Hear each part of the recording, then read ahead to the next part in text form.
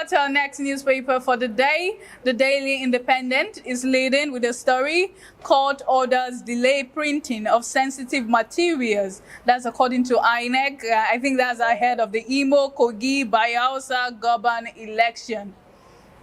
What do you see in this? What's playing out here? Well, we hope that everything is going to get better. INEC is one institution that people are looking out for due to the last experience. Do you think INEC has lost its value? Yes, for me, yes, because the last election didn't pan out well. Okay. Not what people expected, actually. But is there still hope for INEC to make use of this opportunity to redeem itself and say, yes, we can still be that institution that will give Nigerians what they want, which is clarity, transparency, and good electioneering process. So you think INEC can redeem itself? Yes, they can do it. Yes, definitely. Yes, they can do it. They still have the mandate. If they believe, yes, they want, they have the power. They have all the power to actualize this very particular election and get what they want done, giving the people what they want. With, like I said before, clarity, transparency, and a good and sustainable electionary process. With that, they can redeem themselves of the past election, even though not totally in quote, but it will give Nigeria hope for what is yet to come. Still on the newspaper, Rep summons CBN governor over lifting FX ban on toothpick orders. You can read that up on page 29 of the Daily Independent newspaper. Sanwo-Olu inaugurates automobile assembly plant in Lagos. That's also on page 29. CAC uncovers 189 fake companies defrauding Nigerians. And you can read that up on page 6 of the newspaper. That's quite a number, 189 fake companies. That means people need to be more careful. Yeah, you need to be more careful of what you are investing in, what you are buying. Because we find companies today being registered, not having what it takes. But the truth is, who is registering this company? Who are these people patronizing these people? That most of these companies, they might not be registered too. So why have you ever looked at it from that angle? Why are you patronizing a company that is not being registered? You might not know that the company has not been registered. You just see an online ad. Some people get scammed while hunting for jobs. They see a company online and brings an advertorial for a job vacancy. They apply, and at the end of everything, they find out it's fake. I know people have been in that position. Well, we as Nigerians, we need to take note of whatever we see online, how true they are, and also it's left for the government to look out for these things. We have the resources to manage these things. We know the social media is another space entirely, the web and all of that. But one thing we like as Nigerians, I always say it, which is data and statistics. Because definitely for every company that comes out, there has to be registered. There has to be data that will tell that yes, this company is being registered. And there has to be like a committee or a body that looks out for these things, both online and offline, going around and checking how true these things are to save Nigerians. Because definitely for every government, the citizen must be top priority. Thank you very much. Still on the newspaper, Tinubu's tax administration more single-digit collection strategy. That's on page 7 of the newspaper.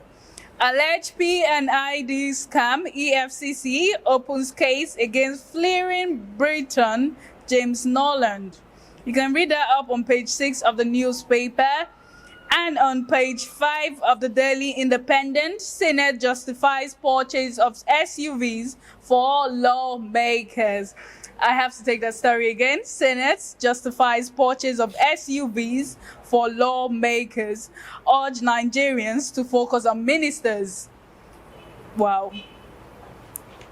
A very interesting story there. That's a very interesting story. This particular story has been trending. A very interesting story for Nigerians to read. It has been trending a lot. A very interesting 160 million was budgeted to purchase SUVs. Why are those? Do we need that at this point? This is not what Nigerians need at this point in time. We are clamoring that we need a stable and a sustainable economy for the betterment of citizens of the country, and we are lavishing money on material things that would not profit the entire country in general. This was the same thing I said the other time. Nigerians, we lack the ability to spend wisely. Those in government. No, I don't see this as an avenue. I don't see this as spending unwisely rather. I see this as greed. Yes, I see this as lavishing Nigerians' money. greed is also spending unwisely. Because Nigerians are suffering. Now, We are suffering a lot. we are complaining that the dollar is going high. People are living in abject poverty.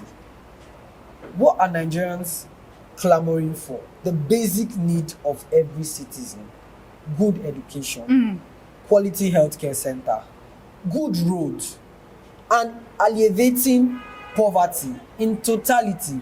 But we find out that all of these things are not coming into play or in the minds of these people. Instead, you are asking for an SUV just for mobility, moving from your house to your place of work. And I'm asking myself, this was the same thing that the past House member did. Coming into power, they were all being given same thing, cars for mobility. And you're saying it's for the use of those in the house. Now, why is it that the new members are not using the ones that was bought before? Definitely, new members coming into government again will still ask for a new SUV. This time they might be asking for a limo that will take them out to different places. But that is not what Nigerians need. That is exactly not what Nigerians need. And now the Senate are saying, why are Nigerians shouting that they are spending money on SUV for the House members? Instead, they should be looking at ministers that are having more than one of these things. You know this is not right. Now, why are you following in that same suit? Why are you following in that same suit when you know that these things that you're saying is not supposed to be done? This is not what Nigerians need.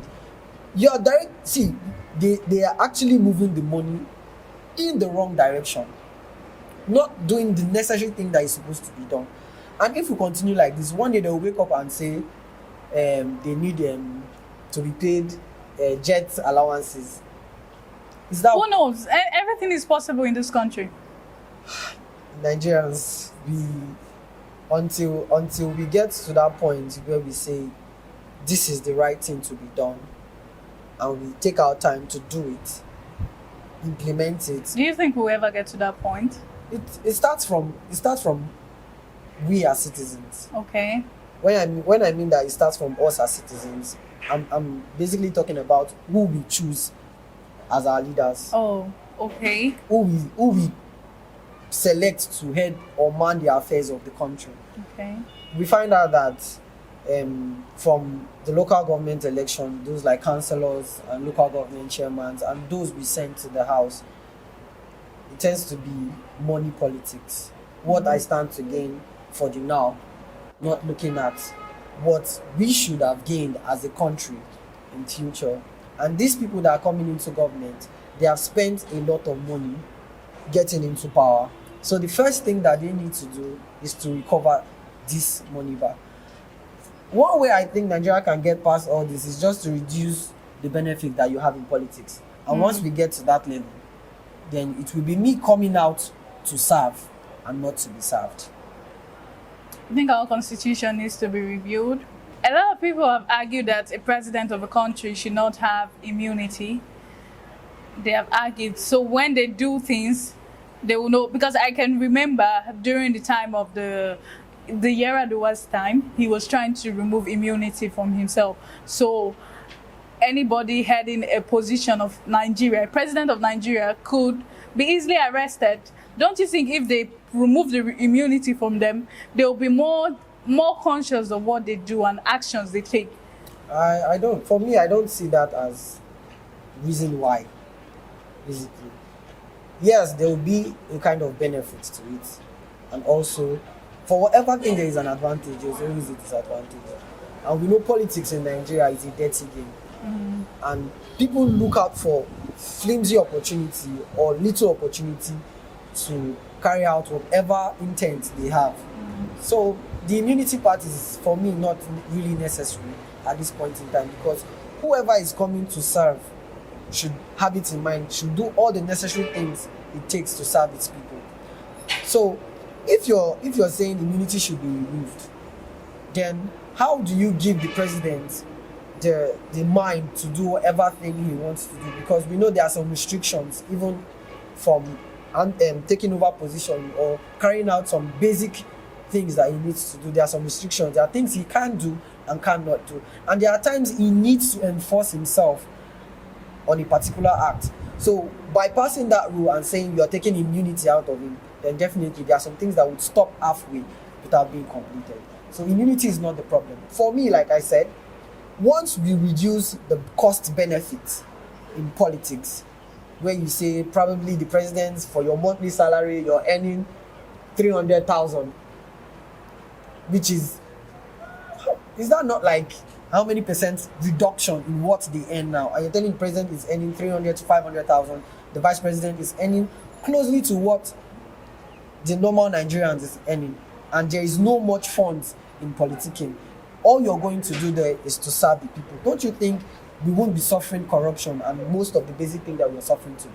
Yes, we would. But because there is so much power and money invested in politics, that's why we find people today killing themselves just to get into power. And once they get into power, the first thing that they want to do is to harness wealth for themselves, which is not supposed to be. But that's future impossible. Yeah, we hope so. That is going not future impossible. That's future impossible. We can make that happen. That is future impossible, because I don't see any way because they're actually the ones that make these laws. There's no way they can remove all those attraction. I feel like we already have a system in this country. We have to change the system. There's always a change. Someday we'll change the system. All right, let's be hopeful on our government. All right, we got a short commercial break. When we come back, we'll be taking our last newspaper for the day. So stay tuned.